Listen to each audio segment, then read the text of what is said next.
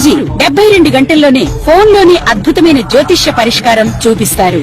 నమ్మండి, నమ్మకపోండి, ఇది నిజం. శ్మశాన కాళి రుద్ర చౌడీదేవి ఆరాధకులు నంబర్ 1 వశీకరణ స్పెషలిస్ట్.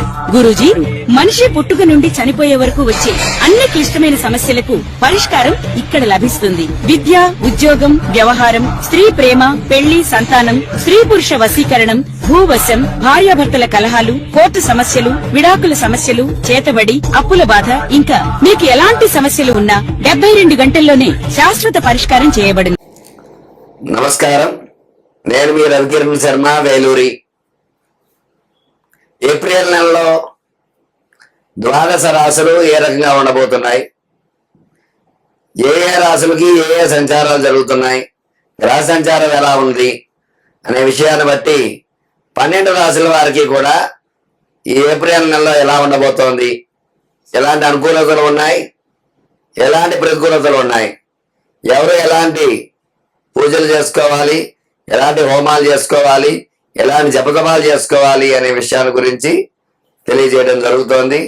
మరి ఏప్రిల్ నెలలో గ్రహ సంచారం చూసుకున్నట్లయితే రవి సంచారము ఏప్రిల్ నెలలో రవి సంచారము మేషరాశిలో జరుగుతుంది. మేషరాశిలో రవి సంచారం వల్ల మేషరాశ్యాధిపతి కుజుడు కాబట్టి రవి అనుకూలంగానే ఉంటాడు. అట్లాగే కుజుడు కూడా మేషరాశిలో సంచారం చేస్తున్నాడు. స్వక్షేత్రము కాబట్టి కుజుడికి మేషరాశి కుజానుకూలతది ఉంటుంది. బుధుడు వ్యాపారకారకుడు బుధుడు కూడా ఈ యొక్క మేషరాశిలో సంచారం చేయడం జరుగుతుంది. మరి శుక్రగ్రహం కూడా ఈ మేషరాశిలో సంచారం చేయడం జరుగుతుంది. ఈ ఏప్రిల్ నెలలో 4 రాశులు 4 గ్రహాలు మేషరాశిలో సంచారం చేయడం జరుగుతుంది. తద్వారా ఈ మేషరాశి వారికి అనుకూలతలు ఎలా ఉంటాయి, ప్రతికూలతలు ఎలా ఉంటాయి అనే విషయం కూడా మనం తెలియజేయచ్చు. అలాగే శని భగవానుడు మీనంలో సంచారం చేస్తున్నాడు. మరి రాహువు మకరంలోకి సంచారం చేస్తున్నాడు. గురుడు కర్కాటకంలో సంచారం చేస్తున్నాడు మే వరకు కూడా. మరి ఈ రకంగా ఈ నవగ్రహ స్థితిగతులను బట్టే మానవుడి యొక్క జీవితం అనేది ఏర్పడుతుంది. ఈ నవగ్రహాలు పరిపాలించే పరిపాలనా విధానాన్ని బట్టే మనకి ఏ రకంగా ఉండబోతోంది, ఏ రాశి వారికి ఏ ఫలితాలు జరుగుతాయి అనే విషయం క్షుణ్ణంగా చెప్పగలుగుతాం. అయితే ఈ సంవత్సరము పరాభవ నామ సంవత్సరం.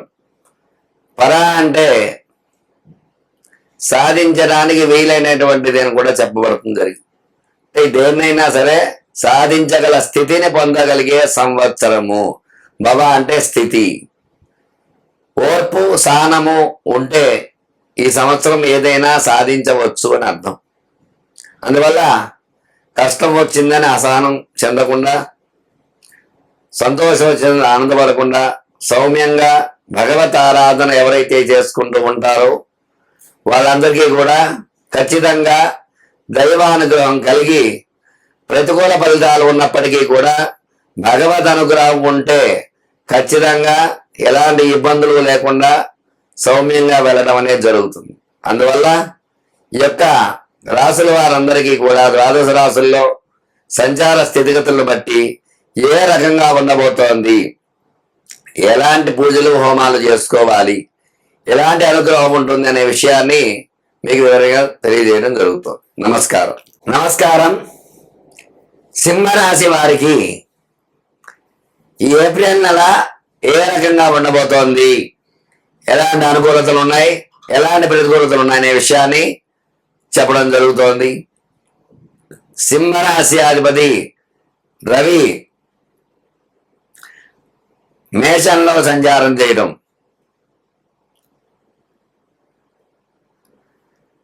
అలాగే సింహరాశికి ఈ ఏప్రిల్ నెలలో గ్రహ సంచారం అనుకూలంగా లేదు. అనుకూలంగా లేకపోవడం వల్ల ఇబ్బందులు వచ్చే అవకాశాలు ఉన్నాయి. వ్యయంలో గురు సంచారం జరగడం వల్ల పనులు ప్రతికూలంగా జరుగుతూ ఉంటాయి. వ్యాపార రంగంలో నష్టాలు చవిచూడాల్సి వస్తుంది. పెట్టుబడులు పెరుగుతూ ఉంటాయి, రుణ బాధలు పెరుగుతాయి. స్టాక్ మార్కెట్లో స్టాక్స్ పెట్టుబడులు పెడతారు కానీ ఇబ్బందులు పడుతూ ఉంటారు స్టాక్స్ పెరగకపోవడం వల్ల. రియల్ ఎస్టేట్ రంగం అంతంత మాత్రంగా ఉంటుంది ఈ నెలలో. అలాగే సినీ పరిశ్రమలో సినిమా హిట్ అవుతుంది అనుకున్న సినిమా కాస్త ఫ్లాప్ అయ్యే అవకాశాలు ఉంటాయి. సినీ పరిశ్రమ కూడా జాగ్రత్తగా ఉండాలి. రుణ బాధలు పెరుగుతాయి. వివాహ ప్రయత్నం చేసేవారికి ఈ నెల నిరాశాజనకంగా ఉంటుంది. సంతాన ప్రయత్నం చేసేవారు ఈ నెలలో కూడా నిరాశాజనకంగా ఉంటుంది. శుభవార్తలు వినే యోగాలు తక్కువగా ఉంటాయి. అలాగే విద్యార్థులకి విద్య చదివినప్పటికీ కూడా గురుబలం తక్కువగా ఉండడం వల్ల జ్ఞాపక శక్తి మందగించడము, పరీక్ష ఉన్నత శ్రేణి అనుకున్న రీతిలో పాస్ అవ్వకపోవడం ఇలాంటి ఇబ్బందులు జరుగుతాయి. అట్లాగే ఉద్యోగ ప్రయత్నం చేసేవారికి ఉద్యోగంలో ప్రమోషన్స్ రాకపోగా డిమోషన్స్ వచ్చే అవకాశాలు ఉంటాయి. ఉద్యోగ ప్రయత్నం చేసేవారికి ఉద్యోగ ప్రయత్నాలు సఫలీకృతం కావు. వ్యవసాయం పంటలు సమయానికి వాన రావడం ఇబ్బందులు పడతాయి. చేతికి అంది రాకపోవడం ఇట్లాంటి ఇబ్బందులు చూడవలసి వస్తుంది. జాగ్రత్తగా చూసుకోవాలి వ్యవసాయదారులు వ్యవసాయం పంట గురించి. ఆరోగ్య భంగాలు ఉన్నాయి. ఆరోగ్య విషయంలో చాలా జాగ్రత్తలు చూసుకోవాలి. మొత్తం మీద చూసుకున్నట్లయితే ఈ రాశి వారికి అనుకూలతల కంటే కూడా ప్రతికూలతలు ఎక్కువగా ఉన్నాయి కాబట్టి వీళ్ళు విశేషముగా గురు బలం కోసం గురుడికి జపం చేయించుకోవటము, అలాగే అష్టమ శని వల్ల ఇబ్బందులు ఉన్నాయి. అష్టమ శని వల్ల శనికి జపం చేయించుకోవటము, ఎందుకంటే శనికి రవి శత్రువు కాబట్టి ఖచ్చితంగా ఇబ్బందులు ఉంటాయి కాబట్టి ఆరోగ్య విషయంలో శనికి జపం చేసుకోవటము, అలాగే రాశ్యాధిపతి